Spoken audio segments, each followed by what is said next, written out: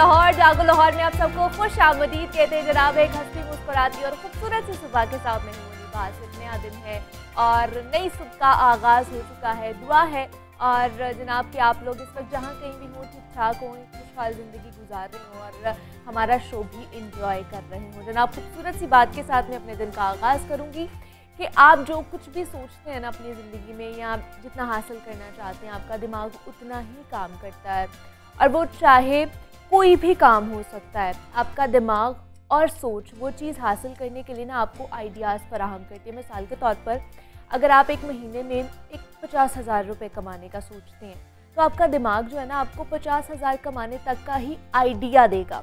लेकिन अगर आप 5 लाख कमाना चाहते हैं तो आपका दिमाग आपको फ़ौरन 5 लाख कमाने के लिए मुख्तलिफ आइडियाज़ देते ही जाएगा। इसलिए बड़ा आदमी बनने के लिए ना बड़ी सोच बहुत ज़्यादा ज़रूरी होती है।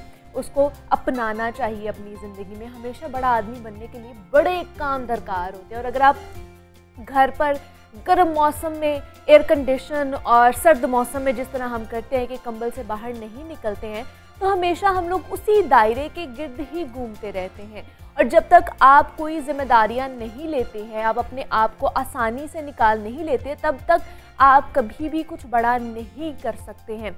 आपने एक इंग्लिश का जनाब मुहावरा तो ज़रूर सुना होगा, नो पेन नो गेन। मतलब जो मुश्किलात नहीं उठाता है उसको कुछ हासिल भी नहीं होता है। तो मुश्किल और आसानी और इसके बाद ही जनाब आपको कामयाबी हासिल होती है और उसका ही मज़ा आता है। और आपको पता होता है कि जनाब आपने इतनी मुश्किलात सही हैं, इतना सफ़र किया है और उसके बाद जब आपको जाके कामयाबी मिलती है, आपको जाके जब आपकी मंजिल मिलती है, तो आपको उस मंजिल को हासिल करने का, उस कामयाबी को हासिल करने का, उसको इंजॉय करने का भी फिर मज़ा आता है। तो इसलिए जनाब अपने कंफर्ट जोन से बाहर निकलें और कुछ अलग करने की कोशिश करें। सिर्फ अपने आप को महदूद ना रखें कि अगर हमने सिर्फ ये करना है तो इसके अलावा शायद हम कुछ कर नहीं सकते। जब तक आप अपनी ज़िंदगी में रिस्क नहीं लेंगे ना, आप ज़िंदगी में कभी भी कामयाब नहीं हो सकते। यहाँ पे जहाँ पर आप अभी हैं यहाँ से आगे नहीं बढ़ सकते हैं। तो इसलिए कहते हैं कि रिस्क लेना चाहिए अपनी ज़िंदगी में। बेशक ज़िंदगी में एक बार ज़रूर रिस्क लें, उसके बाद अल्लाह पर छोड़ दें कि उसके बाद आपको कामयाबी मिलती है। या बहुत दफ़ा ऐसा होता है कि हम लोग ज़िंदगी में ऐसे भी एक्सपेरिमेंट करते हैं या रिस्क लेने की कोशिश करते हैं तो हम नाकामी का हमें सामना करना पड़ता है और उसके बाद हम मायूस हो जाते हैं। लेकिन हमें नहीं होना चाहिए है, हमें बार बार कोशिश करनी चाहिए। और कभी भी अल्लाह ताला हमारी जो कोशिशें हैं, हमारी जो मेहनत है ना, उसको रायगा नहीं जाने देता। कहीं ना कहीं उसने हमारे हिस्से की, हमारे उस चीज़ की जिद्दोजहद की, मेहनत की वो कामयाबी, वो फल ज़रूर लिखा होता है। लेकिन वो टाइम आने पर हमें मिलता है, टाइम से पहले कभी भी कोई चीज़ हमें नहीं मिलती है। तो इसलिए अपने दायरा कार को वसी करें और अपने कंफर्ट जोन से बाहर निकलकर कुछ अलग करने की कोशिश करें। जनाब सेगमेंट है हमारा सेहत और फिटनेस, जिसमें हम लोगों की सेहत के हवाले से दरपेश मसाइल पर गुफ्तगू करते हैं और हमारे जो एक्सपर्ट होते हैं उनके ज़रिए उनका मुमकिना इलाज और तजावीज़ भी हम सामने रखते हैं। जहाँ सेहत और फिटनेस की बात आ जाए ना, तो कुदरती अमल है कि सबसे पहले अपना नहीं बल्कि अपने औलाद का या फिर अपने छोटे बहन भाइयों का ख्याल आता है। क्योंकि ज़िंदगी के पहले 2000 दिन यानी कि 5 साल की उम्र तक का अरसा जो होता है किसी भी बच्चे की जिस्मानी नशोनुमा और सेहत के लिए निहायत ही अहम समझा जाता है। गुजरते वक्त के साथ साथ बच्चे चीज़ों की पहचान करना शुरू कर देते हैं, चेहरों को पहचानते हैं और मुख्तलिफ़ किस्म की आवाज़ों पर रिस्पॉन्ड भी करते हैं और फिर क्रॉलिंग करते हैं और फिर चलना फिरना शुरू कर देते हैं। और इसी अरसे में बच्चा जिन तजुर्बात से गुजरता है उनका असर बरसों तक उसकी शख्सियत पर रहता भी है। लेकिन कई बच्चों में मुख्तलिफ वजूहात की बिना पर ये डेवलपमेंट प्रोसेस सुस्त रवि का शिकार हो जाता है और वो अपनी उम्र के मुताबिक चीज़ों को अडॉप्ट ही नहीं कर पाते। आलमी इदारा सेहत WHO के मुताबिक पाकिस्तान में 5 साल या उससे कम उम्र के 40% से ज़्यादा बच्चे नशोनुमा रुकने का शिकार हैं और जबकि 25 लाख बच्चों को ग़िज़ाइयत की शदीद किल्लत का सामना भी है, जिसकी वजह से ग्रोथ का जो अमल है वो सुस्त हो जाता है, जिसकी वजह से बच्चों में देर से बोलना, देर से चलना और सुनना समेत कई अहम मसाइल जन्म ले सकते हैं। तो बच्चों में डिलेड डेवलपमेंट की क्या वजूहात हो सकती है और इन्हें किस तरह ओवरकम किया जा सकता है, पेरेंट्स की इसमें कितनी जिम्मेदारी बनती है, उस पर आज हम बात करेंगे। डॉक्टर सहर आमिर हमारे साथ मौजूद हैं, फिजियोथेरेपिस्ट हैं एंड रिहैब स्पेशलिस्ट भी हैं। डॉक्टर सहर, आपको वेलकम कहती जाओ लाहौर में, कैसी हैं आप? अल्हम्दुलिल्लाह, आप कैसे हैं? मैं भी बिल्कुल ठीक ठाक। डॉक्टर सहर, ये डिलेड डेवलपमेंट, इसमें क्या क्या चीज़ें आ जाती हैं, कौन कौन से कंपोनेंट्स इसमें आ जाते हैं डिलेड डेवलपमेंट से? जब हम डिलेड डेवलपमेंट की बात करते हैं तो हम बच्चे के बर्थ से लेकर या 1 मंथ से लेकर अप टू 5 इयर्स के जो माइलस्टोन्स हैं उनको काउंट करते हैं, जिसमें बच्चे का अपनी किसी फैमिली मेम्बर की आवाज़ पर रिस्पॉन्ड करना, बच्चे का लाइट्स को या आवाज़ों को मुड़ के देखना, क्रॉल करना, क्या कहते हैं, करवट लेना या पलटना, हाँ जी हाँ जी, चीज़ें पकड़ के चलना, बोलना, आई कांटेक्ट करना, ये सारे पॉइंट्स आ जाते हैं। इनिशियली जो है हम वो बच्चे का रिस्पॉन्स रेट चेक करते हैं। अप टू 3 मंथ्स के बच्चे हमारी आवाज़ पे रिस्पॉन्ड कर रहा है। बच्चे को अगर हम लाइट्स दिखा रहे हैं या जिस तरह टॉयज़ होते हैं बच्चों के आजकल लाइट्स वाले, उन पर बच्चा अट्रैक्ट हो रहा है, उनको देख रहा है, तो इस तरह से हम उनकी आई टेस्टिंग करते हैं, उनकी साउंड टेस्टिंग करते हैं। उसके बाद जब 3 to 6 मंथ के पीरियड में हम आ जाते हैं तो हम बच्चे के मूवमेंट को चेक करते हैं कि बच्चा हाथ उठाकर चीज़ें पकड़ने की कोशिश कर रहा है, बच्चा रिस्पॉन्स कर रहा है। अगर पेरेंट्स हाथ आगे कर रहे हैं या कोई टॉय आगे कर रहे हैं तो बच्चा उसको ग्रैस्प करने की कोशिश कर रहा है। देन हम थोड़ा सा और आगे मूव करते हैं फ्रॉम 3 to 6 मंथ्स, तो उसमें बच्चे की नेक होल्डिंग आ जानी चाहिए कि बच्चा अपने उसके सपोर्ट के साथ बैठ जाए। अगर वो नहीं आता, अप टू 7 मंथ हम इस चीज़ को नॉर्मल कंसीडर करते हैं, क्योंकि ज़रूरी नहीं है कि हर बच्चे की टाइमलाइन जो है वो सेम हो। कुछ बच्चे जल्दी नेक होल्डिंग कर लेते हैं, कुछ थोड़ा सा डिले भी हो जाता है। अच्छा, ठीक है। लेकिन अगर अप टू 9 मंथ्स आपके बच्चे में नेक होल्डिंग नहीं है, आपका बच्चा क्रॉल नहीं कर रहा, then there is something definitely wrong और आपको अपने बच्चे को चेक कराना चाहिए। मे बी हो सकता है वो न्यूट्रिशनल डेफिशिएंसी है, हो सकता है वो साइकोलॉजिकल है, हो सकता है वो न्यूरोलॉजिकल है। ये डिफरेंट पॉइंट्स हो सकते हैं जिसको आपने मद्देनज़र रखना है। अच्छा, डिलेड स्पीच के हवाले से जिस तरह हम बात कर रहे थे कि अब एक एक चीज़ को लेकर चलते हैं, डिलेड स्पीच क्यों होती है? मतलब बहुत से ऐसे केसेस मैंने देखे हैं कि एक बच्चा अगर उनका हुआ है तो वो लेट बोला है तो अगले बच्चे पे भी वो लोग फिर इतना ध्यान नहीं देते हैं। वो कहते हैं अच्छा पहला बच्चा भी हमारा लेट बोला था तो ये भी लेट बोल जाएगा, कोई मसला नहीं है। इसको मसला ही नहीं समझते हैं हम डिलेड स्पीच को। अच्छा, क्योंकि हम जैसे आपने कहा कि हम समझते हैं पहला बच्चा लेट बोला था तो दूसरा लेट बोला, ही हमारे जेनेटिकल इश्यूज़ हैं। वो जेनेटिकल इश्यूज़ नहीं हो सकते। हो सकते हो बच्चे में कहीं ना कहीं न्यूरोलॉजिकल इश्यूज़ हों या क्रोमोसोमल इशू जो पेरेंट्स में चल रहा है वही आगे बच्चे में कैरी फॉरवर्ड हो। जिस तरह ऑटिज़म है उसमें काफ़ी कॉमनली देखा जाता है कि बच्चे की स्पीच डिले है, बच्चों का तोतलाना, हकलाना, ये सारी चीज़ें हम समझते हैं बच्चा बोल नहीं रहा या बच्चे के भी वो एज नहीं है, लेकिन हमें बच्चे को डायग्नोस करा लेना चाहिए। हम नॉर्मली जैसे नॉर्मली घर पे कोई बहुत ज़्यादा हंस रहा होता है तो हम कहते हैं पागलों की तरह क्यों हंस रहे हो, लेकिन वही अगर जब हमारा बच्चा उस तरह हंस रहा होता है, हर वक्त हंसते रहना और चीज़ों को मतलब बिला वजह कोई बात भी नहीं कर रहा, कोई रिस्पॉन्स भी नहीं दे रहा, बच्चा हंस ही जा रहा है, तो हम उस चीज़ को कंसीडर नहीं करते। हम समझते हैं बच्चा खेल रहा है, वो खेल नहीं रहा, बच्चे में कोई एबनॉर्मेलिटी भी हो सकती है।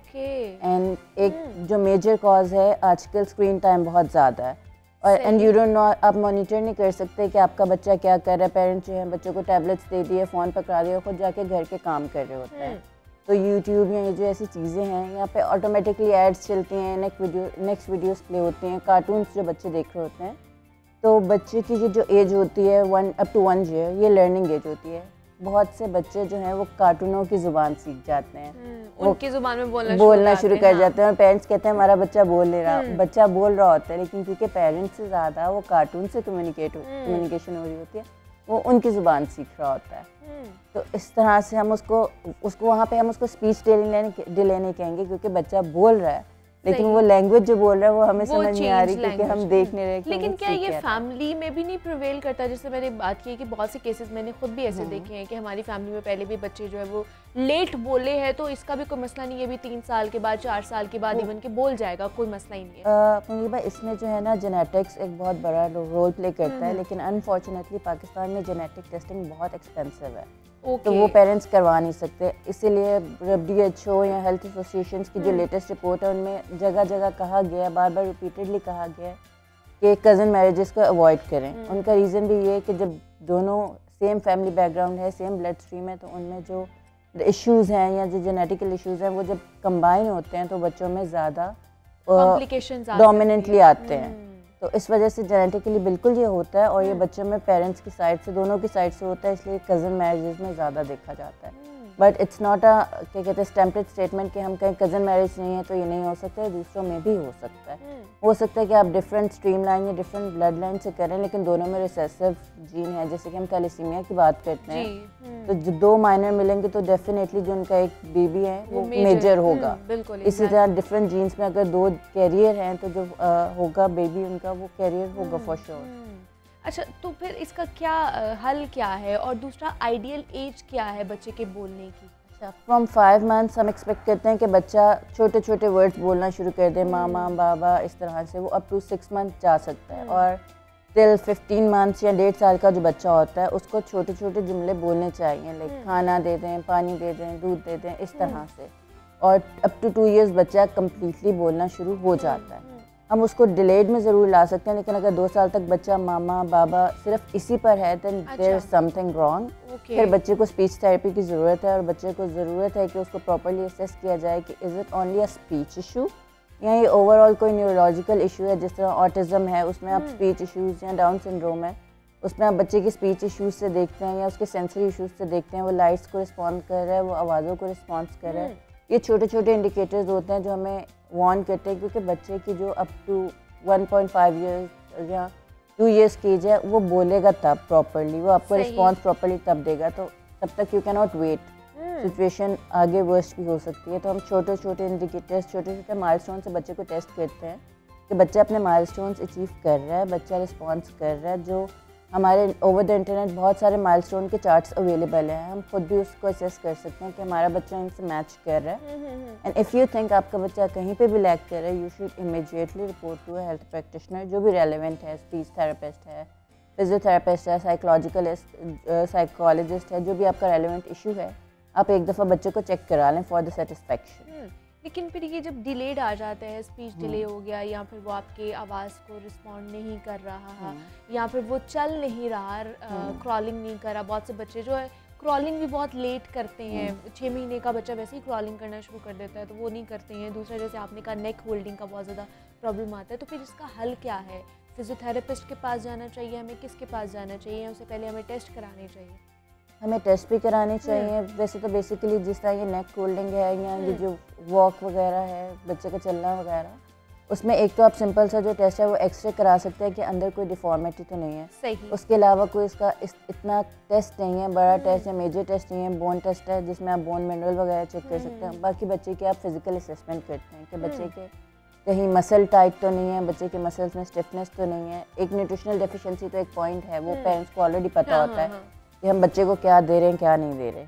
और एज ए सेट कि जो जिस डोमेन का है वो फिर आप उस प्रैक्टिशनर के पास जाते हैं, वो फिर आपको ज़्यादा बेहतर गाइड करते हैं। जिस तरह नेक होल्डिंग है, I would say let's suppose अगर बच्चे की नेक होल्डिंग नहीं है, तो हम बच्चे को इस तरह से लेट के हम बच्चे को जब उठाने की कोशिश करेंगे। अच्छा, एक मेजर मिस्टेक, 1 मिनट, हम चाहते हैं कि हमारे जो कैमरामैन साहब हैं वो ज़रा फोकस करके दिखाएं कि ये किस तरह हमें इस एक्सरसाइज को करना है। अब आप हमें बताएंगी सहर। हाँ जी, अब आप बताएंगे। एक जो मेजर मिस्टेक है जो पेरेंट्स करते हैं, बच्चे को छोटी एज में हम यहाँ से खींचते हैं। हाँ, एग्जैक्टली। जब हम हाथों से इस तरह से हम पुल करने की कोशिश करते हैं, यहाँ से उसका शोल्डर डिसलोकेट भी हो सकता है। उसके हाथ बहुत ही नाजुक होते हैं, वो भी ग्रोथ के प्रोसेस में होते हैं, तो हमें वो हड्डियाँ कमजोर होती हैं, छोटा सा बच्चा होता है, वो फॉर्म हो रही होती हैं। तो हमेशा बच्चे को यहाँ से कंधों के पीछे से सपोर्ट देकर उठाएं। अच्छा, ठीक है। अब जब हम बच्चे की नेक होल्डिंग की बात करते हैं, तो जब हम बच्चे को इस तरह से उठाएंगे, उसकी गर्दन इस तरह से पीछे की तरफ लटकना शुरू हो जाएगी, क्योंकि उसकी वो नहीं है, नेक होल्डिंग नहीं है। हमेशा जब उठाएं बच्चे को, तो यहाँ पर नेक पे इन दोनों फिंगर्स से सपोर्ट देकर बच्चे को उठाएं। साथ आपने उसका जो शोल्डर है उसको ग्रैब करना है, ताकि बच्चा उस पोजिशन में हो कि वो अपना सिटिंग मेंटेन रख सके। एंड देन यहाँ से आपने उसको होल्ड करना है। सेकेंडली, और इसको आप 2 मिनट के लिए 3 मिनट के लिए बच्चे को होल्ड करके रख सकते हैं। अच्छा। ताकि वो उसकी नेक होल्डिंग हो, जो हमारे कंधे हैं वो उसकी गर्दन का वेट उठाने के वो काबिल हो जाए या उसके यूज टू हो जाए। सेकेंडली, आप ये कहते हैं कि जब हम बच्चे को इस तरह से सीने से लगाते हैं, आप मेक श्योर कि उसका जो मुंह है, फेस है, वो आपके कंधे से ऊंचा हो, आपके कंधे के बिल्कुल साथ ना लगे। और यहाँ से अगेन आपने बच्चे को नेक के पीछे से सपोर्ट देनी है, हल्की सी, बिल्कुल माइनर सी, और बच्चे को स्ट्रेट रखना है ताकि वो अपना नेक होल्डिंग करना शुरू करे। उसके शोल्डर जो हैं वो हेड का वेट बेयर करना शुरू करें।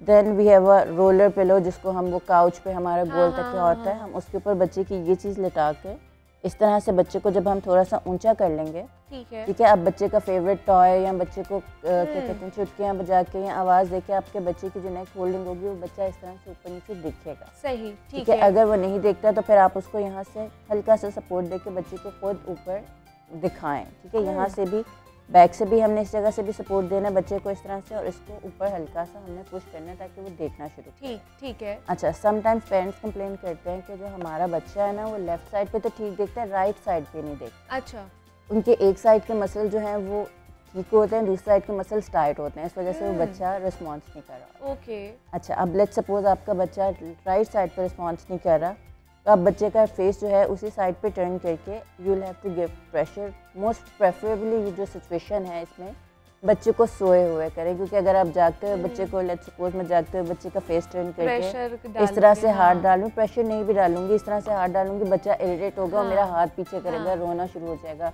और पेरेंट्स वैसे ही वो इतने होते हैं, वो बच्चे को रोता देख के छोड़ देते हैं, अच्छा छोड़ दो उसका दर्द हो रही है। बच्चे को दर्द नहीं भी हो रही, वो इरिटेट हो रहा होता है, वो कहता है पीछे हट जाए, मुझे टच ना करें, इस तरह से ना। तो प्रेफरेबल है कि बच्चा जब सो रहा है आप उसको उस साइड पे टर्न करके जिस साइड पे वो टर्न नहीं करता हल्का सा माइन्यूट सा प्रेशर दें और पीछे कोई पिलो या कोई चीज़ रख दें ताकि उसकी पोजीशन उसी साइड पर रहे। फिर इवन वो अगर आधा घंटा भी उस पोजीशन में रहता है तो it would have a positive impact on the baby.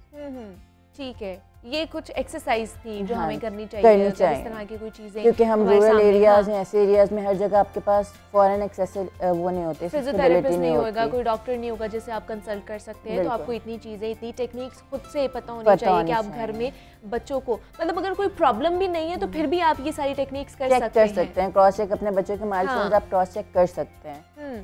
ठीक है। अच्छा, दूसरा जैसे फिजियोथेरेपिस्ट के अगर पास हम लोग जाते हैं या स्पीच डिलीट वाले के पास जाते हैं तो कितने % चांसेस हैं कि बच्चा सही तरीके से बोलना शुरू हो जाता है? और दूसरा ये कि क्या पेरेंट्स मानते हैं कि उनके बच्चे में कोई प्रॉब्लम है या वो डिनाइड फेज में ही रहते हैं? ये एक बहुत मेजर इशू है कि पेरेंट्स डिनाइल फेज में रहते हैं। लाइक मेरे पास कुछ पेशेंट्स हैं, जैसे I have a DMD patient. DMD is a muscle dystrophy जिसमें बच्चे के अपने मसल्स अपने आप को डिस्ट्रॉय करते हैं। फॉर लाइक हम 8 to 10 ईयर्स के बाद बच्चा चलने से वो हो जाता है। इवन अगर वो पहले हल्का हल्का लंगड़ा रहा है उसके बाद वो चल नहीं सकता, उसको सांस के इश्यूज शुरू हो जाते हैं, बच्चा इवेंचुअली व्हील चेयर पर जाएगा and he will finally expire by the age of 16 to 18। ठीक है, and when I told their parents कि आपके बच्चे को DMD है, दे सेड नहीं हमारे बच्चे को DMD नहीं है, सिर्फ टांगों का थोड़ा सा मसला, वो चल नहीं सकता। हालांकि बच्चा जो है वो क्लियरली इंडिकेट कर रहा है कि उसको इशू है, उसको सांस के मसले हो रहे हैं। वो चलना उसका एक होता है कि आप चल नहीं रहे, एक होता है आप नेगेटिविटी की तरफ जा रहे हैं, माइलस्टोन्स आप अचीव करके फिर अंडू हो रहा है आपका कि आप चलने से आप वापस क्रॉलिंग पे लंगड़ाने पे आ रहे हैं, आप अपना वेट बेयर नहीं कर सकते। कंडीशन आपकी वर्स्ट होती जा रही है और पेरेंट्स इस कंडीशन में आपसे कह रहे नहीं उसको सिर्फ मस्कुलर इशू है, इसको सिर्फ टांगों में मसला है, टांगों में दर्द रहती है, कमजोरी रहती है। लाइक बच्चा जो है वो 7-8 साल का, वो आपको खुद बता रहा है मुझे दर्द है, मुझे ये इशू है, मुझे सांस का मसला है, लेकिन हम क्योंकि डिनायल फेज में है, हम एक्सेप्ट नहीं करना चाह रहे कि हमारे बच्चे को कोई मसला है।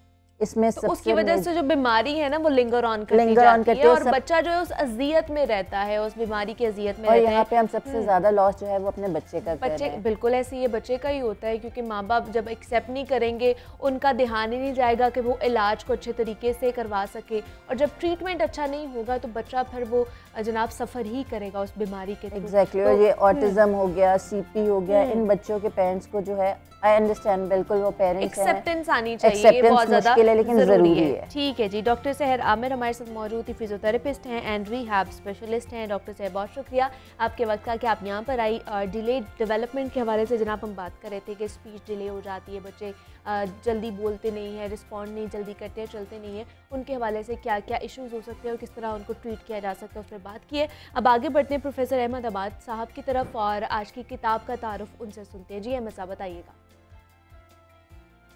शुक्रिया मुनीबा। अब बारिश की बूंदें आसमान से उतरना शुरू हो गई हैं। मैं तालाब की सीढ़ियों से उठ खड़ा होता हूँ और एक बार फिर शिव की बारादरी चला जाता हूँ, जहाँ मैं बारिश से महफूज हूँ, जहाँ बारिश के नम झोंके मुझे छू रहे हैं, जहाँ मैं तालाब के उस तरफ उन खूबसूरत महराबों, खिड़कियों और दरीचों को देख रहा हूँ। बारिश की बूंदों में सारा मंज़र और हसीन हो गया है। मैं बारादरी से नीचे उतरता हूँ और आबे शफ़ा के किनारे किनारे वापसी के रास्ते पर चलना शुरू कर देता हूँ। गेट पर पहुंचकर मैं मुड़कर देखता हूँ, कटास राज बारिश में छुप गया है। तेज़ बारिश में चलते हुए दूर पार्किंग में खड़ी गाड़ी तक पहुँचते पहुँचते मैं हाँफने लगता हूँ। मैं सोचता हूँ तारीख़ के आड़े तिरछे रास्तों का सफ़र भी कितना थका देने वाला होता है। ये खूबसूरत इक़्तिबास पोठोहार ख़ित्ता दिलरुबा जनाब डॉक्टर शाहिद सिद्दीकी की खूबसूरत किताब, खूबसूरत कई हवालों से इसे कहा जा सकता है। एक तो ये शाया बहुत खूबसूरत तरीके से खूबसूरत किताब है, पकड़ते हुए पढ़ते हुए उस पर निशान लगाते हुए अच्छा लगता है। पब्लिशिंग अच्छी है, हार्ड बाउंड, और ये बुक कॉर्नर जेहलम वालों ने शाया की है। दूसरा, इसका जो पेपर है वो अगरचे है तो न्यूज़ प्रिंट लेकिन बहुत अच्छे दर्जे का।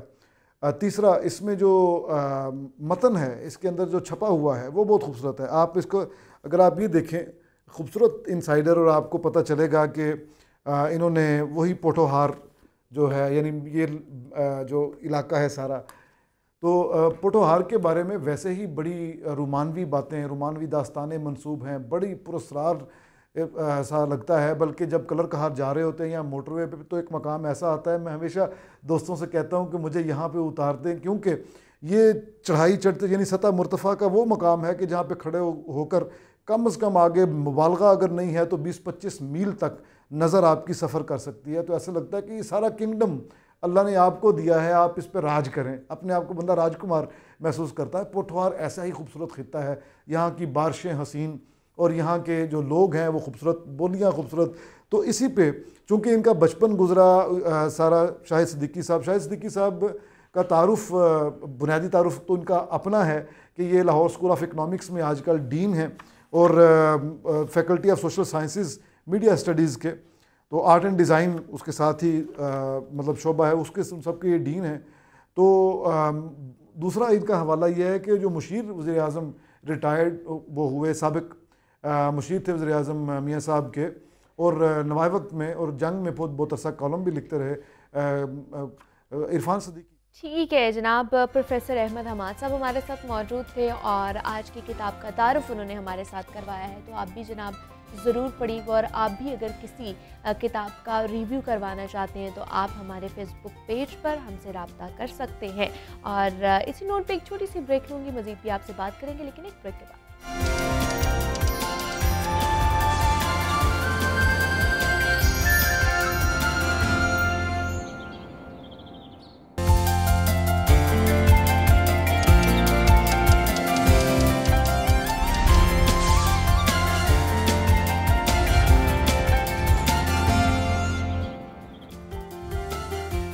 वेलकम बैक टू जागो लाहौर। जनाब, सेगमेंट है हमारा लाहौर की दुनिया, जिसमें हम लाहौर और लाहौरियों के मसाइल डिस्कस करते हैं। और लाहौर जो है जनाब वो मसाइलिस्तान ही बनता जा रहा है। लाहौर को रोशनियों का शहर भी कहा जाता है, और उसकी वजह है कि यहाँ के जो बासी हैं, यहाँ के जो रहने वाले हैं, वो जल्दी नहीं सोते हैं। यहाँ की जो रोशनियाँ हैं, यहाँ की जो रंगीनियाँ हैं, वो रात तक जारी रहती हैं। लेकिन जनाब इसकी वजह अब ये है कि अब ये रोशनियाँ भी बंद होने वाली हैं। हमारे जो रात के जो सैर सपाटे हैं वो भी बंद होने वाले हैं। देर तक जागने की जो आदत है ना, अब हमें वो चेंज करनी पड़ेगी, क्योंकि बदलनी है हमने ये आदत। हुकूमत ने मुल्क भर में जो कौमी तवानाई बचत प्रोग्राम है वो शुरू किया है, और जिसके तहत कराची, लाहौर, इस्लामाबाद, पेशावर और कोयटा समेत मुल्क भर में रेस्टोरेंट्स, होटल्स और मार्केटें रात 8 बजे बंद की जा रही हैं।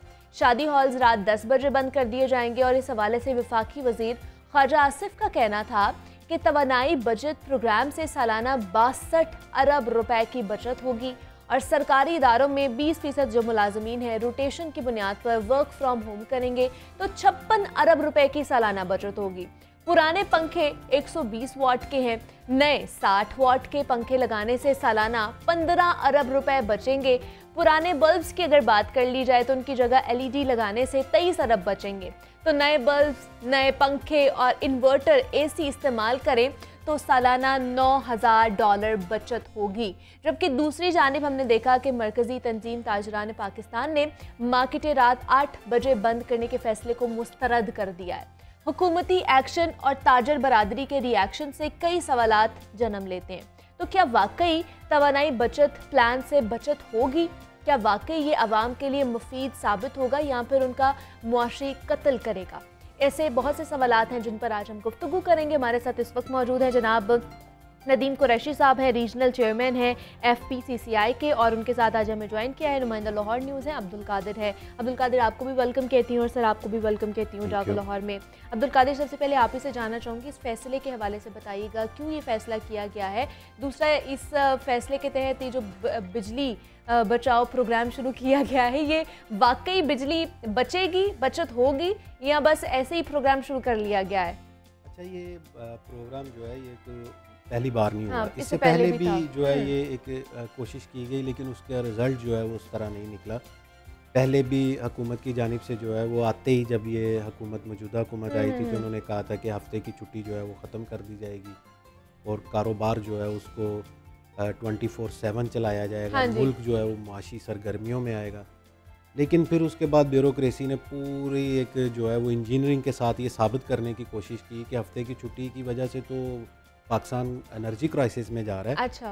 और वो हफ्ते की छुट्टी को दोबारा बहाल करवाया गया। इसी तरह अब जो है वो मार्केटों को जल्द बंद करने के लिए जो होलसेल मार्केट्स हैं वो तो ऑलरेडी जल्द बंद हो जाती हैं, जिसमें जो है शहर की सब्ज़ मंडियाँ हों, गल्ला मंडियाँ हों या होलसेल मार्केट्स हों, वो तो 8 बजे 7 बजे बंद हो जाती बल्कि है। हाँ, इशा तक जो है, इशा की नमाज जो है वो ताजर घरों में जाके पढ़ते हैं। होलसेल मार्केट, जो रिटेल मार्केट्स हैं वो रात गए तक जो है वो खुली रहती हैं। लेकिन उसमें भी अगर हुकूमत ने ये कहा है कि जी कि इसमें तवानाई की बचत होगी, तवानाई की बचत जो है वो सर्दियों में तो AC तो सारे बंद होते हैं। सिर्फ हाँ। और जिस पंखे सारे बंद होते हैं। हाँ। जिस टंगस्टन बल्ब का जिक्र किया जा रहा है वो पाकिस्तान में मेरा ख्याल में अब आपको किसी बाजार में भी नहीं मिलेगा। हाँ, मतलब एक ऐसी पॉलिसी दी गई है जो वो फिर वही बात है कि ब्यूरोक्रेसी ने जो है ना वो पेपर वर्क बड़ा खूबसूरत किया। अच्छा। ग्राउंड पे उसकी हकीकत क्या है वो जो है वो मेरा ख्याल है कि शायद हमारे जो ये फैसला करने वाले जो हुक्मरान हैं उनको भी नहीं पता। टंगस्टन का बल्ब जिसे कहा जाता है 100 वाट का या 150 वाट का होता था, वो अब आम दुकानों में गली मोहल्लों में नहीं मिलता है। बिल्कुल और ऐसे ही है। उसकी जगह जो है वो LED जो है वो आ चुकी थी। अब LED की जगह SMD आ चुका हुआ है। मजीद जो है वो उससे भी बिल्कुल अब ये अवाम खुद कर चुकी। इसी तरह अवाम ने जो है वो पंखे भी खुद चेंज करवा लिए हुए हैं कि यार बिजली के बिल जो इस दफ़ा आए थे उन्होंने खुद आवाम को इतना समझदार कर दिया था कि ये चीज़ों की तब्दीली और इन चीज़ों की जो लोड मैनेजमेंट जो है या एनर्जी मैनेजमेंट जो है लोगों ने खुद करना शुरू कर दी है। अब रही बात कि बिजली की बचत होगी, बिजली की बचत इतनी होगी कि जब पीक पे थी गर्मियाँ और हर माल में, हर दुकान में, हर बड़े स्टोर में जब AC चल रहा था उस वक्त तो ये जो है वो सामने नहीं आई। उस वक्त ये आया कि जी पहले छुट्टी बंद की गई, फिर जो है वो एक पूरी वजाहत दी गई और ताजरों को भी इसके अंदर शामिल किया गया कि जी छुट्टी होनी चाहिए। अब वो छुट्टी कर दी गई। अब इस बार जो हुकूमत की जानिब से ये फ़ैसला किया गया, बेसिकली हमारी मईशत जो है वो दिन ब दिन सुकड़ती जा रही है। और इस जो सुकड़ने वाली मईशत है उससे कारोबार की ज़रूरत है, उससे फैलने की ज़रूरत है। हुकूमत ने अगर इसी तरह किया कि जी 8 बजे जो है वो मार्केट्स बंद कर दें, और अब इस वक्त देखें कि 8 बजे मार्केट्स बंद होती हैं तो उससे पहले लोग जो हैं वो अपने घरों को चले जाते हैं। वो मार्केट्स जो जिनकी ज़रूरत ही शाम के बाद है वो खुली होती हैं। अगर मैं यहाँ से 5 बजे 6 बजे जो है वो अपनी जॉब से जाता हूँ तो उसके बाद मैं अपनी हम लोग जो है ऑफिस के बाद ही जाके अपनी खरीदो फरोख्त कर सकते हैं। कोई हम होलसेल डीलर तो है नहीं, हम तो रिटेलर हैं। एग्जैक्टली, हमने वहाँ पर जाके खरीदो फरोख्त करनी है। ख़वातीन ने जाके घरों के बहुत ज़्यादा सामान जो है वो लेना होता है। अच्छा सर, आपकी तरफ आऊँगी, आप इस फैसले को किस तरह देखते हैं कि ये सच्ची में बिजली की बचत होगी? जो प्लान बनाया गया है इससे कोई फ़ायदा पहुँचेगा या फिर ये मुआशी कत्ल है एक दफ़ा दोबारा से किया जा रहा है? बिस्मिल्लाहिर्रहमानिर्रहीम। मेरा ख्याल है कि हमारी शायद बदकिस्मती है इस कौम की कि 75 साल से जो स्टेक होल्डर्स हैं उन्हें कभी बुलाया ही नहीं जाता।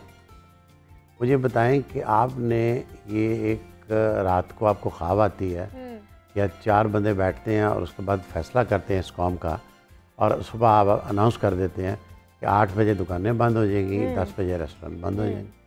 वो अल्लाह के बंदे, शादी हाल तो पहले ही 10 बजे बंद हो रहे हैं। बिल्कुल ऐसे मेरी समझ से बाहर है कि आपने ये कैसा फ़ैसला किया। अच्छा, फिर उसके बाद आप एनर्जी की बात कर रहे हैं, एनर्जी सेविंग की बात कर रहे हैं। अच्छा, एनर्जी सेविंग के लिए आपने सोलर को कोशिश की, लोगों ने बेशुमार कंपनियां खोल गई, और उसके बाद आज की डेट में सोलर के लिए एलसी भी नहीं खुल गई। एक तरफ कह रहे हैं जी आप एनर्जी प्रोड्यूस करें, एनर्जी बचाएं, और दूसरी तरफ आपने सोलर को बंद कर दिया।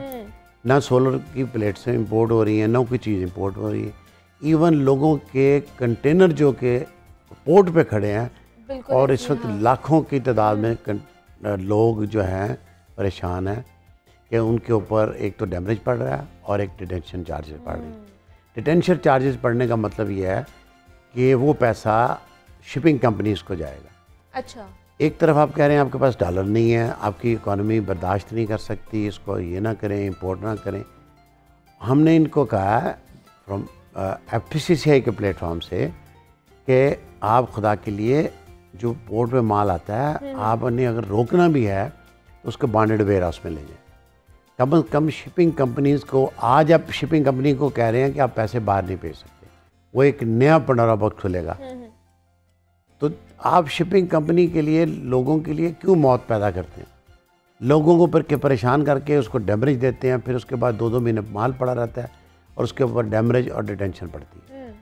अब मुझे बताएं कि अगर ये सोलर को ना रोका पिछले जो 1 साल आपने से ये काम शुरू किया हुआ है, तो आज मेरा ख्याल है कम से कम 5 से 10% इलेक्ट्रिसिटी वैल्यू एडिशन हो चुकी है।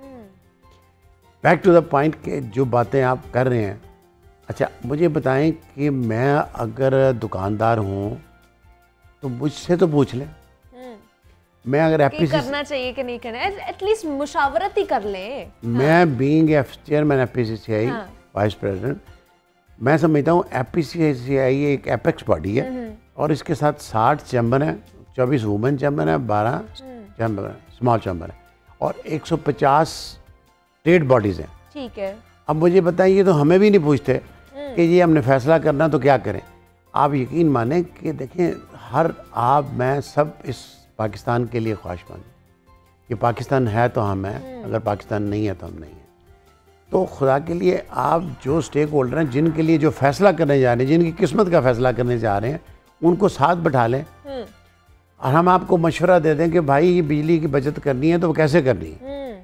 ये अगर आपने मार्केटें बंद करनी है 8 बजे, तो उसकी बजाय आप कुछ और काम कर लें जिससे आपको फ़ायदा हो जाए।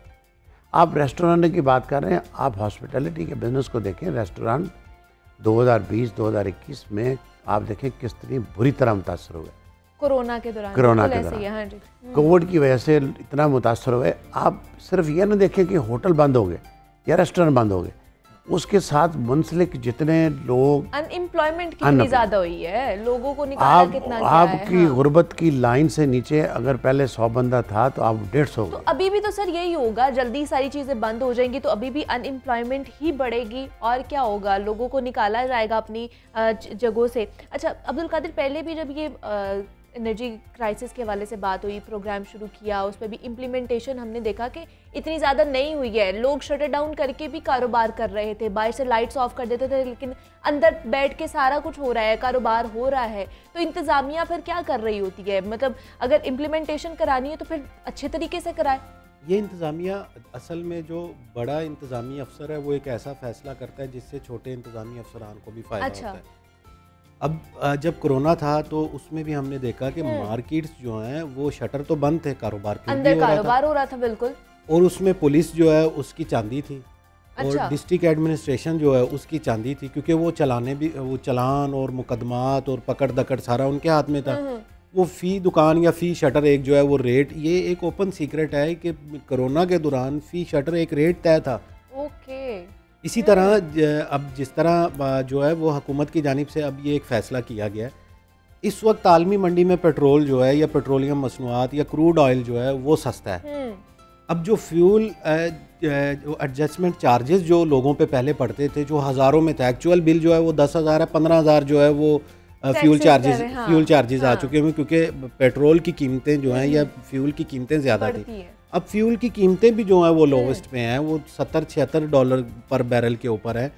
और जब अवाम जो है वो लेस्को के दफातर के बाहर लाइनों में लगी होती थी कि जी बिजली इतनी महंगी है, बिजली इतनी महंगी है, उस वक्त जो है वो ये सारा कुछ नहीं हुआ। ये बिजली की, मेरा नहीं ख्याल कि ये बिजली का कोई इसमें जो है वो ज़्यादा अमल दखल है, क्योंकि इस वक्त तो बिजली जो है उसकी शॉर्टेज तो है नहीं है, शॉर्टेज तो जरूरत भी नहीं है ना इतनी, क्योंकि सर्दी है। अच्छा, अब अभी शॉर्टेज जो है वो गैस की है। अब गैस की पॉलिसी गर्मियों में आएगी, इस तरह का भी कुछ होगा।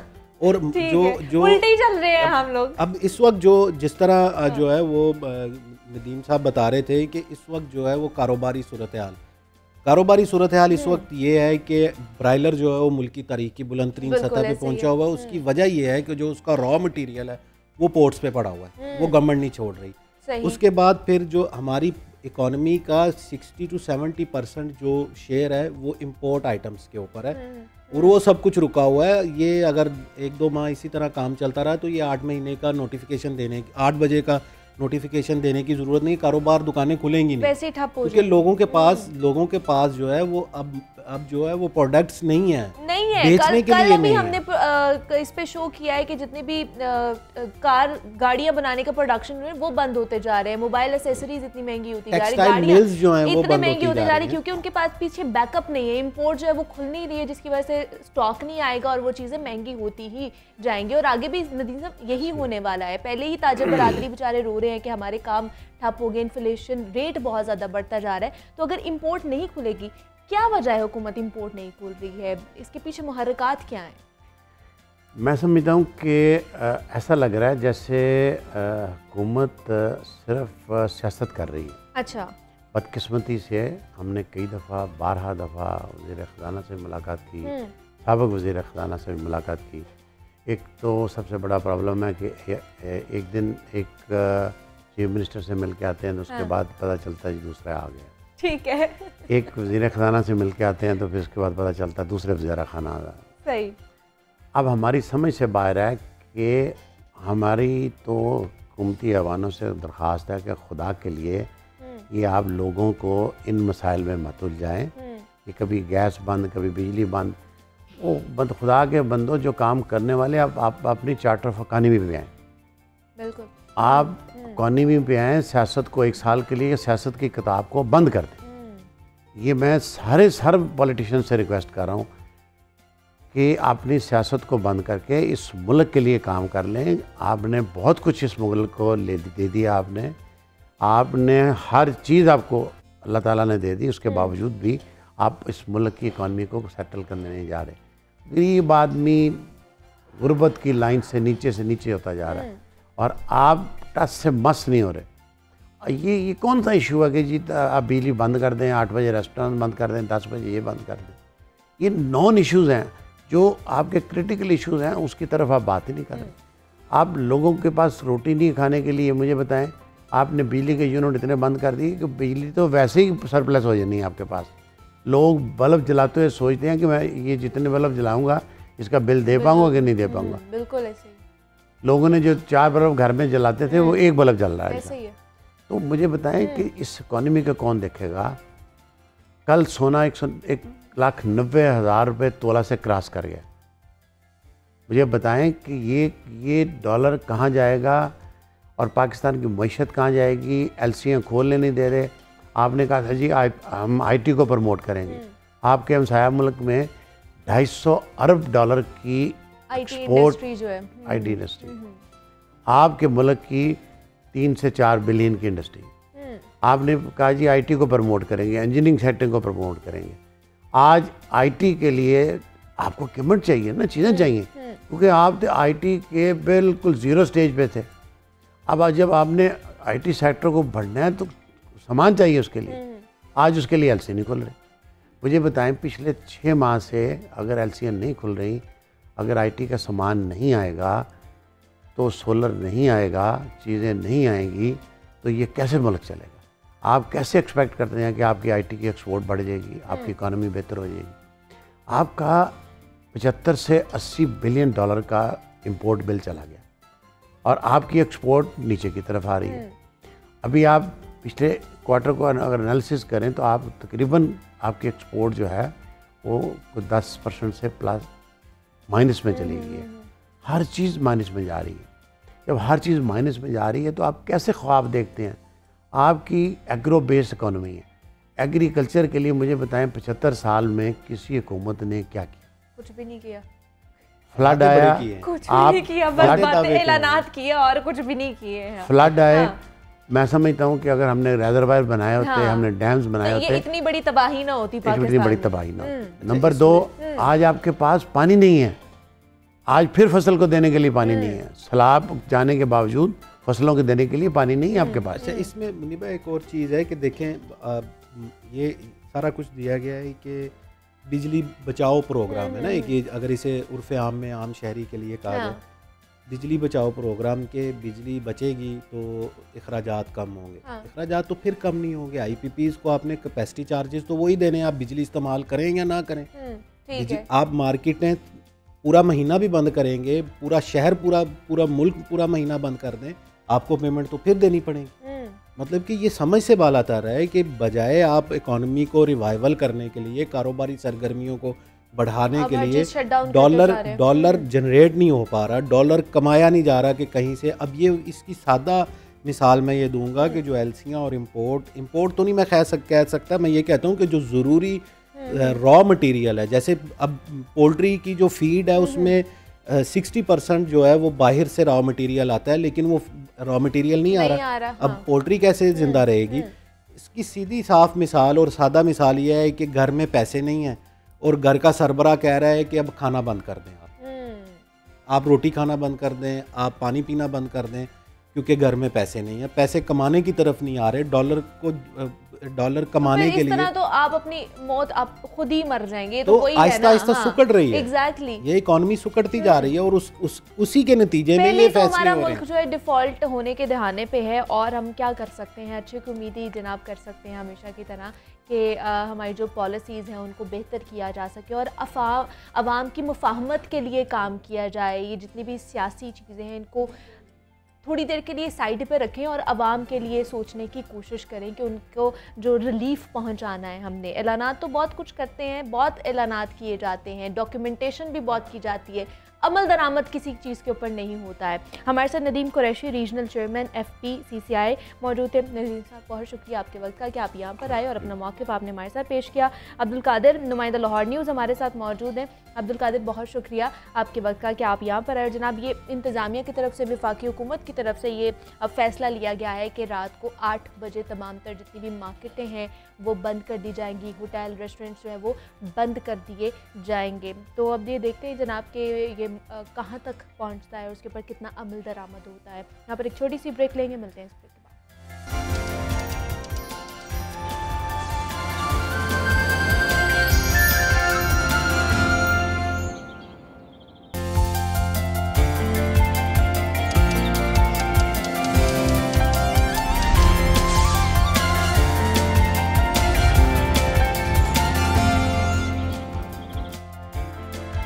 वेलकम बैक टू जागो लाहौर। जनाब, सर्दी जो है वो बहुत ज़्यादा बढ़ती जा रही है। आप वाकई बाहर जब निकलेंगे, लाहौर का मौसम चेक करेंगे तो सर्द मौसम होगा। दिसंबर जैसे ही शुरू हुआ था तो सर्दी का हम इंतज़ार कर रहे थे और सर्दी आई है तो जनाब जो सियासी पारा है वो अपने उरूज पर पहुंचना शुरू हो गया है। दिन ब दिन जो सियासी मंजरनामा है वो हमें मुख्तलिफ नज़र आ रहा है और एक के बाद एक नई डेवलपमेंट हमारे सामने आती जा रही है।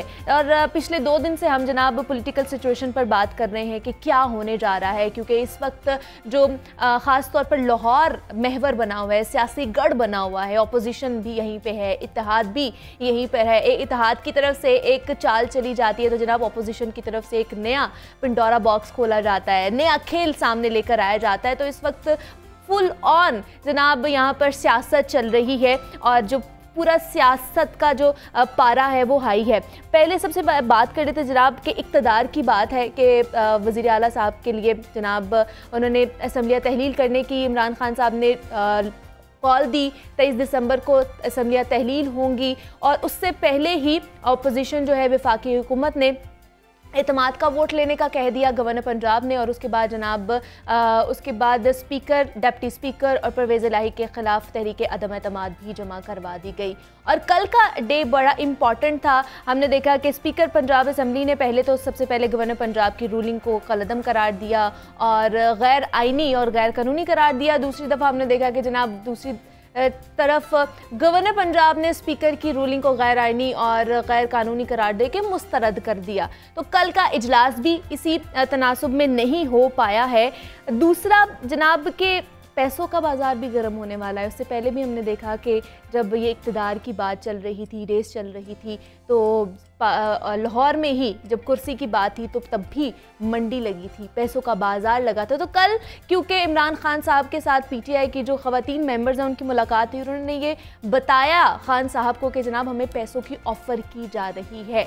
तो उन्होंने कहा है कि जनाब आप लोग पैसे रखें, लेकिन आपका मौक़िफ़ ये होना चाहिए कि हम पीटीआई के साथ हैं। तो इसमें कितनी सदाकत है, ये ऊँट किस करवट बैठने वाला है, क्या आगे होने जा रहा है, क्या अदालत में ये सारा मामला जाएगा और किसके हवाले ये इक़्तिदार आएगा, लाहौर का जो सियासी पारा है वो और ज़्यादा कहाँ तक पहुँचेगा, इस पर आप बात करते हैं। लियाकत अंसारी साहब हमारे साथ मौजूद हैं, नुमाइंदा लाहौर न्यूज़ है। अंसारी साहब आपको वेलकम कहती हूँ जागो लाहौर में, कैसे हैं आप? ठीक ठाक हैं। सर्दी तो फुल ऑन आ गई है, अरूज पर है, सियासी पारा भी जो लाहौर का है वो अरूज पर चल रहा है। क्या मामला है सारा, क्यों ये कल भी देखा हमने सारी टसलबाजी चल रही है, आज फिर एहतजाज की कॉल दे दी गई गवर्नर पंजाब के हाउस के बाहर। तो क्या मामला है, किस साइड पर जाने वाले हैं आप? असल में ये सारा सियासी बहरान जो है वो इमरान खान के उस ऐलान के बाद शुरू हुआ जो उन्होंने रावलपिंडी में ऐलान किया कि वो 23 दिसंबर को जो है, पहले उन्होंने ऐलान किया कि वो पंजाब असम्बली और केपी तहलील करेंगे, फिर उन्होंने जो है वो ज़मान पार्क से खिताब में जो है उसकी तारीख का भी ऐलान किया। अब दर हकीकत अगर ये असम्बलियाँ तहलील होती हैं जो कि मुस्लिम नून या पीडीएम कहती है कि हमें इससे कोई फ़र्क नहीं पड़ता, हम इलेक्शन करा देंगे, लेकिन दर हकीकत अगर पंजाब केपी के और फिर अगर मरकज़ में पीटीआई के एमएनएस के इस्तीफ़े मंजूर हो जाते हैं तो एक ऐसी सिचुएशन पैदा होगी कि जिसके लिए पीडीएम के लिए मुश्किल हो जाएगा कि वो सिर्फ इन्हीं कॉन्स्टिट्यूंसीज़ के इंतखाब कराएं, तो उन्हें फिर मुमकिन है कि आम इंतखाबात के लिए उन पर बहुत दबाव पड़ेगा। यहाँ से ये सियासी खेल जो है सारा शुरू होता है। अब बुनियाद ये है कि पीडीएम ने 2 चालें चली हैं, एक एतमाद के वोट की और एक अदम एतमाद की। ठीक है, अब एतमाद के वोट के लिए जो गवर्नर ने मरासला लिखा, एडवाइस लिखी, उसको स्पीकर ने मुस्तरद कर दिया। लेकिन अगर हम चार्जशीट देखें जो गवर्नर ने फ्रेम की टूवर्ड्स अगेंस्ट सीएम पंजाब, उसमें जो पहले 3-4 नकात हैं, उसमें पहला कहा गया कि चौधरी परवेज़ इलाही को चौधरी शुजात हुसैन और मुस्लिम लीग काफ के एमपीएस की हमायत हासिल नहीं रही। मैंने ये इलेक्ट्रॉनिक मीडिया और ज़राए अबलाग में सुना है। अच्छा, ठीक है। उसके बाद क्या हुआ कि कल चौधरी परवेज़ इलाही ने 10 के 10 अपने एमपीएस की पावर शो कर दी, वो चार्जशीट उनकी मतलब भिजवा दी गई, ख़त्म हो गई। ठीक है। दूसरा उन्होंने इल्ज़ाम आयद किया कि ख्याल अहमद कासरो को जब वजीर बनाया गया तो इमरान खान को तो पता ही नहीं था, इसलिए पीटीआई और काफ लीग में इख्तलाफ पैदा हो गया। अच्छा, ठीक है। फिर उन्होंने कहा कि सरदार हसनैन बहादुर दुरेशे की कबीना के इजलास में लड़ाई हुई वज़ीर आला से, तो इसलिए वो मुस्ताफ़ी हो गए, इसलिए पीटीआई और काफ लीग में इख्तलाफ है, तो वो भी इसलिए उन्हें लगता है कि पीटीआई अब उसके साथ नहीं परवेज़ इलाही के। फिर उन्होंने कहा कि जो जनरल बाजवा के हवाले से बयानियाँ है वो परवेज़ इलाही मुख्तलिफ पेज पे हैं और पीटीआई मुख्तलिफ पेज पे हैं। तो इन सारी चीज़ों को बुनियाद बनाकर उन्होंने इस्टेब्लिश करने की कोशिश की कि पीटीआई अब जो है वो काफ लीग के साथ नहीं है, तो उसमें इत्मीनान नहीं वोट ले सकते। लेकिन पीटीआई का ही स्पीकर है, बिल्कुल ऐसे, और अगर स्पीकर पंजाब असम्बली एक इजलास तलब नहीं करते तो जिसकी बुनियाद पर चार्जशीट में कहा गया है कि पीटीआई काफ लीग के साथ नहीं, उस पर गवर्नर जो है वो वज़ीर आला पंजाब को कैसे डी नोटिफाई कर सकते हैं। वो खुद कह रहे हैं कि पीटीआई काफ लीग के साथ नहीं है और पीटीआई का स्पीकर ही एक इजलास नहीं तलब करता है, तो फिर उसमें परवेज़ इलाही का तो कसूर नहीं। परवेज़ इलाही ने अभी आज के दिन तक कहीं ये बात नहीं की वो एतमाद का वोट नहीं लेना चाहते हैं, शो भी कर दी है ना आपने। वो तो सिर्फ काफ लीग की हद तक की है। आज उनका पीटीआई की पार्लिमानी पार्टी का इजलास है, उनका ये क्लेम है कि वो 177 अरकान को आज शो करेंगे। दर हकीकत अब जो नई हिकमत अमली सामने आई है पीटीआई की, पीटीआई जो है वो अदम एतमाद की जो मूव है उसको अगले जुमे या हफ्ते के दिन एजेंडे पर वोटिंग के लिए ला रही है। पीटीआई की ये मनसूबाबंदी अब तक की है, मुमकिन उस पर अमल होता है कि नहीं, या वो 31 दिसंबर को असम्बली तहलील करने का इरादा रखते हैं, अच्छा, या फिर नए साल 1 जनवरी के आगाज़ पर कौम को ये तोहफ़ा देने का इरादा रखते हैं कि 1 जनवरी नया साल और उस दिन वो पंजाब और केपी के असम्बलियाँ तहलील करके कौम को खुशखबरी दें या तोहफ़ा दें, ये उनका अच्छा, मौक़िफ़ न्यू ईयर का तोहफ़ा हो सकता है। लेकिन जब ये अब मामला किस तरफ जाएगा, जब तक एतमाद का वोट नहीं होगा, तहरीक अदम एतमाद का वोट नहीं होगा, ये सारी प्रोसीडिंग नहीं होगी, तब तक तो असम्बली तहलील हो भी नहीं सकती ना। देखिए आज जो रात गवर्नर ने मरासला जारी किया है स्पीकर के जवाब में, हाँ जी, उसमें उन्होंने रिस्पॉन्सिबिलिटी जो है वो स्पीकर पे फिक्स कर दी है। ठीक है, उन्होंने कहा कि आपके एक गैर आइनी अमल की वजह से कि आपने मेरी एडवाइस मुस्तरद की और फिर पंजाब असम्बली का इजलास नहीं बुलाया, उसकी वजह से वज़ीर आला पंजाब जो परवेज़ लाई एतमाद का वोट नहीं ले सके या नहीं लिया उन्होंने। तो उन्होंने बराह रास्त स्पीकर पे ये जिम्मेदारी फ्रेम की है कि आपने इजलास नहीं बुलाया जिसकी वजह से परवेज़ लाई, तो इसलिए ये सब चीजें लग रहा है कि अभी डीनोटिफाई करना काफी मुश्किल चल रहा होता है, उसके ऊपर इजलास बुलाने की कोई हमारे पास मिसाल मौजूद है? दोनों तरफ से ये दोनों तरफ के दलाइल जो हैं वो सामने आ चुके हैं। उनका नुक्ता नजर है कि गवर्नर जो है वो इजलास तलब कर सकता है, क्योंकि मंजूर भट्टू साहब का जो केस है उसका हवाला दिया गया है। मंजूर भट्टू साहब का केस का हवाला उन्होंने इस रेफरेंस से दिया है कि उसमें हाई कोर्ट ने कहा था कि कम अज कम एतमाद के वोट के लिए 10 दिन का वक्त तो वज़ीर आला को देना चाहिए। तो गवर्नर की एडवाइस है उसमें उसके जारी होने के बाद सिर्फ परवेज़ लाई को 48 घंटे मिलते हैं टाइम कि जिसके बाद उन्हें एतमाद का वोट लेना था। तो उस टाइम को वो शॉर्ट समझते हैं, तो वो इस रेफरेंस में वो हवाला दिया गया है जो स्पीकर की जो रूलिंग थी उसमें। तो बुनियादी तौर पर जो है वो आइन और कानून जो है ये हमेशा से ही दोनों तरफ क्लेम होता है कि ये आइन कहता है वो कहते हैं ये मामला तो फिर तशरीत अदालत ही करेगी, ये हाई कोर्ट में जाए या सुप्रीम कोर्ट में जाए। अब ये है ऑप्शन कि ये लोग अदालत का रुजू कर सकते हैं दोनों साइड से। देखिए अगर गवर्नर डी नोटिफाई करने का कोई इकदाम उठाता है तो फिर जाएगा, वरना जो पीटीआई है वो तो अपना प्रोसेस जो है अगले जुम्मे वाले दिन जो है वो पहले वज़ीर आला के खिलाफ अदम एतमाद पर, फिर स्पीकर के खिलाफ अदम एतमाद पर और फिर डिप्टी स्पीकर के खिलाफ अदम एतमाद पर, तीनों जो है अदम एतमाद की तहरीक जो है उन पर वोटिंग कराएगी। अगर वो वोट आउट हो गई, मतलब मुस्लिम नून के लोग 186 अरकान लेके ना आ सके वहाँ, तो वो फिर उसके बाद असेंबली तहलील करने का इरादा रखते हैं। नंबर गेम क्या है दोनों साइड पे? नंबर गेम ये है कि पीटीआई के 180 अरकान है, लेकिन उनमें से 3 अरकान जो हैं वो इस वक्त पीटीआई के साथ नहीं है, जिनमें एक सरदार दोस्त मजारी, एक मसूद साहब हैं एमपीए। ये दोनों पार्टी से नाराज भी हैं, लेकिन उनको भी आज के इजलास में बुलाया गया है काफली के, लेकिन वो नहीं आएंगे। यकीनी तौर पर वो इनसे नाराज हैं, वो कतई तौर पर इनको वोट डालने नहीं आएंगे, क्योंकि अब तो उन्होंने अपनी पॉलिटिकल अलाइनमेंट मुस्लिम लीग के साथ कर ली हुई है। एक रुकन के हवाले से कहा जा रहा है कि उनके बेटे की कोई कैंसर की मतलब ये 178 हो गए और 10 मिला के 177 है पीटीआई के पास, ठीक है, जो पाकिस्तान में उनका क्लेम है मौजूद है। तीसरा कौन से वाला है जो मिस हो रहा है? एक तो एमपी हैं, उनके बेटे के दुबई में जो है वो कैंसर का ट्रीटमेंट हो रहा है, तो वो वहाँ पर हैं, तो शायद वो आ जाएं उस वक्त तक जब अगले जुम्मे जो अगर जरूरत पड़ी। मतलब पीटीआई के पास इस वक्त होंगे इत्तेहादियों को मिला के 187 ठीक है, और उन्हें 186 मिनिमम चाहिए एतमाद के वोट में, ठीक है। और ऑपोजिशन क्या इतना कर पाएगी अगर यहाँ पर नहीं आते? देखिए ऑपोजिशन के पास जो है वो नंबर जो है वो 186 तो नहीं है, वो 180 के करीब टोटल 180 ही है, 179 के करीब हैं। वो लगता है कि ये मामला ऐवान में कोई फैसला होने की बजाय कहीं अदालतों में दोबारा से घसीटा जाएगा, तमाम फैसलों को जाने का इम्कान है, क्योंकि दोनों जानब से जो है वो काफ़ी जो है वो लीगल टीम्स अपने अपने कार्ड खेल रही है। पीटीआई ने तो एक कदम और आगे किया है कि आज गवर्नर हाउस के बाहर शाम 5 बजे एहतजाज का भी ऐलान कर दिया। वो समझते हैं कि गवर्नर गैर आइनी गैर कानूनी इक़दाम के मुर्तकिब हो रहे हैं। यहाँ पर जो है गवर्नर हाउस साजिशों का एक गढ़ बन गया, तो उसके खिलाफ उन्होंने आज शाम 5 बजे गवर्नर हाउस के बाहर एहतजाजी जलसे का ऐलान कर दिया है।